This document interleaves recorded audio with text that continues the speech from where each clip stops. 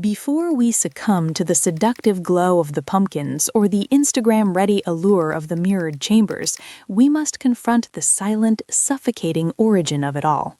Stand before one of Yayoi Kusama's early infinity net paintings from the late 1950s. At a glance, from a safe distance, it appears to be a monochromatic field, perhaps a serene expanse of white, a quiet, minimalist gesture typical of the era. But step closer. Break the barrier of comfort. What initially seemed like a void resolves into something far more visceral and terrifying. It is a mesh, a relentless, obsessive accumulation of tiny, scalloped loops of paint, repeated thousands upon thousands of times without respite. Notice the texture. The paint is not laid flat, it is built up, encrusted, forming a tangible topography of labor. There is no focal point here, no place for the eye to rest, no beginning and no end. The canvas pulses with a subtle, rhythmic energy, creating a shimmering veil that seems to expand beyond the frame, threatening to engulf the wall, the gallery, and you. This is not abstraction for the sake of aesthetics, it is a visual trap. It is the manifestation of a mind desperate to impose order on chaos, a physical record of a compulsion that demands absolute surrender. Kusama calls this process self-obliteration, a term that sounds violent because it is.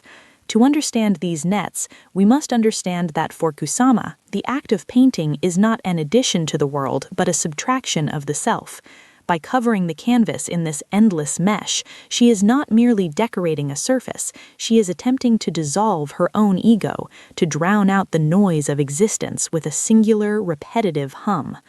In the late 1950s, when she arrived in New York, the art world was dominated by the machismo of abstract expressionism, loud, gestural, explosive splashes of emotion. Kusama offered the opposite, a cold, terrifying endurance. Imagine the physical toll of this creation. She would paint for 40, 50 hours at a stretch, ignoring hunger and sleep, her hand moving like machine-like precision until the canvas was consumed. The infinity net is a paradox. It is a prison of paint that she builds around herself, yet it is also her only means of escape. It is a barrier between her fragile psyche and a world that feels too loud, too bright, and too real. When you look at an infinity net, you are not looking at a picture of a net, you are looking at the net itself, woven from the raw nerves of an artist trying to hold the universe together. It is a hypnotic, suffocating beauty that demands we acknowledge the terrifying discipline required to create it. We see the calmness of the result, but if we listen closely to the canvas, we can almost hear the frantic, rhythmic breathing of the artist, painting for her life. To truly decode the language of the dot, we must leave the white-walled galleries of New York and descend into the verdant, haunted landscapes of Matsumoto, Japan in the 1930s. The origin of Kusama's universe is not intellectual, it is pathological. It begins in a field of flowers. Kusama describes a vivid memory from when she was just 10 years old.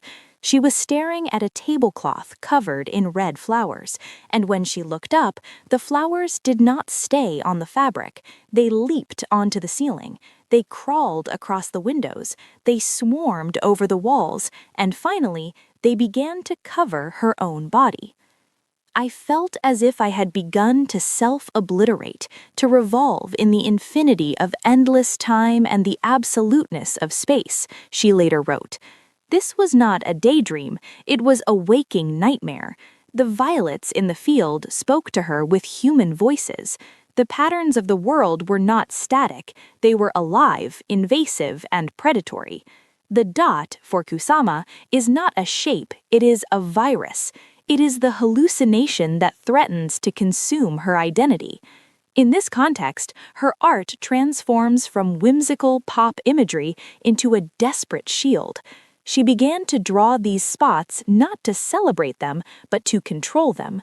By physically replicating the hallucination on paper, on canvas, and on objects, she wrested power away from the terror. If she was the one holding the brush, she was the master of the swarm. This survival mechanism followed her when she fled the stifling conservatism of post-war Japan for the gritty streets of New York in 1957. She arrived with little money and no connections, sewing dollar bills into her kimono to prevent theft. The city was harsh, cold, and indifferent. She faced the double-edged sword of racism and sexism, an outsider in a club built for white men. Yet her trauma fueled a relentless ambition. While her male contemporaries were celebrated for their minimalism, Kusama's repetition was born of compulsion. We must reevaluate the soft sculptures and phallic protrusions that began to emerge in this period. They are often read through a Freudian lens, but look closer at the sheer density of them. A chair completely covered with soft sewn phalluses is not an erotic object, it is a suffocation of the object. It is the same self-obliteration as the nets, but now in 3 dimensions. She was covering the furniture of her daily life, chairs, boats, tables, with the physical manifestation of her anxiety. Every dot, every protrusion is a scar. It is a mark of a battle fought daily against the dissolution of the self. The whimsical, colorful polka dots that adorn Louis Vuitton bags today are the sanitized ghosts of these early, terrifying hallucinations. They are the beautiful debris of a psyche trying to hold itself together against a world that constantly threatens to dissolve. Today, Yayoi Kusama is a global brand, a phenomenon that transcends the insular world of art criticism. People line up for hours, sometimes days, to spend 60 seconds inside one of her infinity mirror rooms. It is easy to dismiss this as mere spectacle, a backdrop for the digital narcissism of the selfie age. But to do so is to miss the profound philosophical victory these rooms represent. The infinity mirror room is the final, perfect realization of the infinity net. Here, the canvas is no longer a surface to be looked at. It has become the entire universe.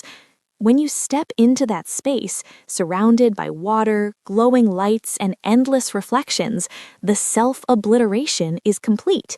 You, the viewer, become the dot. Your reflection is multiplied endlessly, scattering your ego across a vast, constructed cosmos until you are indistinguishable from the pattern. It is a space of terrifying beauty, simulating the very hallucination that once tormented a young girl in Japan, but now it is contained, curated, and offered as a gift of wonder. The fear has been transmuted into awe. Since 1977, Kusama has lived voluntarily in the Siwa Hospital for the Mentally Ill in Tokyo. Her studio is just down the street. She has institutionalized herself to ensure her survival, turning the hospital into a sanctuary where the work can continue uninterrupted. This is perhaps her most radical artistic statement, the rejection of the tortured artist trope that ends in tragedy. Instead, she has constructed a life that accommodates her madness and harnesses it. She paints every single day. She is not a victim of her mental illness, she is its conqueror. The pumpkins that sit like silent sentinels in museums around the world are self-portraits, resilient, grounded, and humorous, yet covered in the relentless dots of her infirmity. There is a profound paradox in her legacy. The hallucinations that terrified a child, the visions of a world swarming with inescapable patterns, have become sources of joy and contemplation for millions. She has successfully obliterated the boundary between her inner trauma and the outer world. As we leave the gallery and step back into the chaotic noise of reality, we might find that the world looks a little different. A pattern on the sidewalk, a constellation of city lights. They start to vibrate with a familiar rhythm. Kusama has taught us to see the infinite in the mundane. She asks us to acknowledge that we are all just specks of dust in a vast, expanding universe, fighting to find our place in the pattern. And in that shared insignificance, there is a strange, shimmering comfort. If you want to keep exploring the hidden stories behind the masterpieces, subscribe for more.